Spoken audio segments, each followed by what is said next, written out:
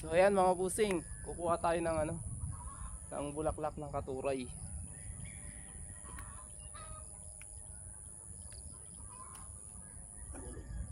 Ito mga busing, maraming benefits to. Bulaklak ng katuray. Pwede ito sa mga high blood, saka mga diabetes. Maganda to, ilalaga to ng mga busing. Tapos kung gusto niyo isaw-saw sa bagong o kaya masarap to mga busing. Kuha tayo. So ayan na nga, nakumuha na tayo ng katuray o katuday dito sa amin. Yan, bilisan lang natin mga idol kasi baka dumating yung may-ari at mayari pa tayo. So yan mga idol, medyo marami-rami din yung bulaklak nito. So, maganda ito mga idol sa mga may high blood. Nagpapababa ng dugo to mga idol.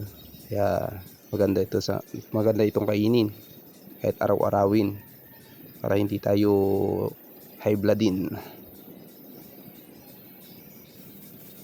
Mga busing, medyo marami na tayong nakuha.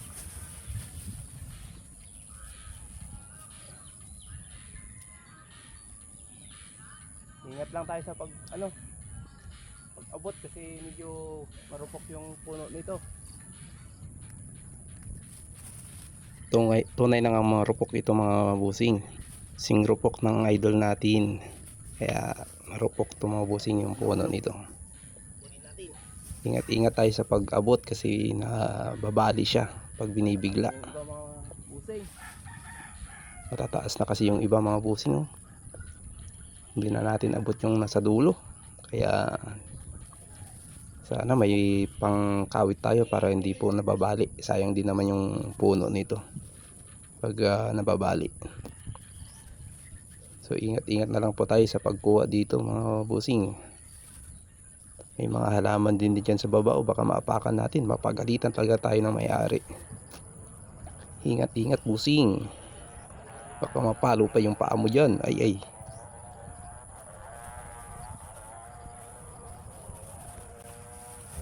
Okay na to mga idol. Marami-rami na rin to. Yan. Sa mga may high blood dyan, may diabetes, saktong-sakto to. Magaling to sa pagbababa ng dugo. So yan mga idol, thank you.